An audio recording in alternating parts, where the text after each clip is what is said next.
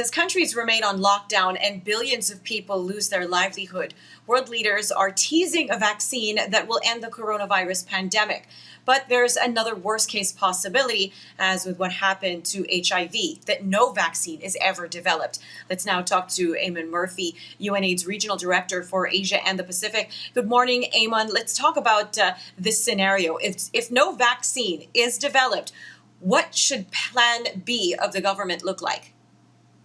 Well, the very reality here that we're facing with more than 250,000 people have died already globally from COVID and 3.1 million are infected. In HIV, in the last year, 770,000 people died of AIDS. So the response to AIDS is born out of a response that's multisectoral, and these are the lessons that can be applied. Of course, we all want scientific advancement, but it's not just the biology of disease or access to care that we need to look at. It's the issues around social structures. Where and how do people access services? Who can afford to self-quarantine in the day of COVID? Who in the informal sector needs access to food whilst their employment is stopped? What's the strength of community systems? Community has played the critical role, and governments have learned from the AIDS response to engage the community from the outset, not talk about providing services to the people, but providing services with the people. And this is critical. It's the politics and prioritization, the legal environment, and the speed of the scientific advancement.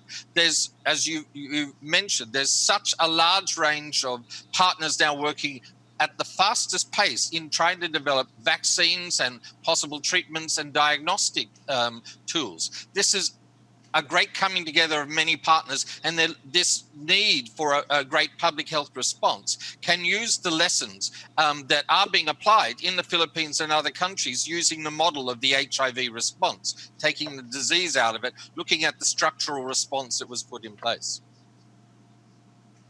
How crucial is it for leaders to heed the advice of our health officials and experts, especially since we really don't know that much yet about COVID-19? I think that's critical because every country is learning. You look at the different impact of COVID in different countries. We need to come across borders. Governments need to look like, as we do with HIV, institutions, international institutions, governments, communities, citizens work across borders, across cultures, generations to tackle a challenge that may seem insurmountable to some. But the scientific community need to be at the forefront of the decision making.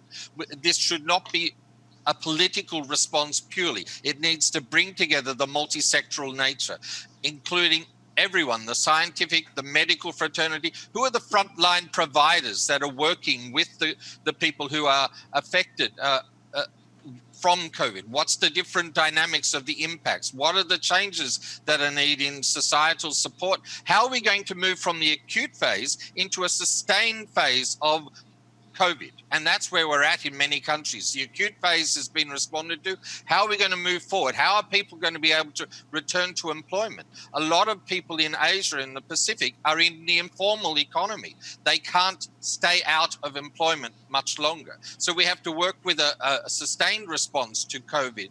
And this is where the model and the lessons learned out of HIV of engaging the community as a critical partner is being put into place in the Philippines with new models of how to deliver services in countries like Indonesia, Bangladesh, many examples, Vietnam, where they're getting messages out to the community, not just on HIV, but around COVID and how to protect and prevent transmission and how to go to testing and when to go to testing. Well, you have extensive experience in helping communities deal with HIV.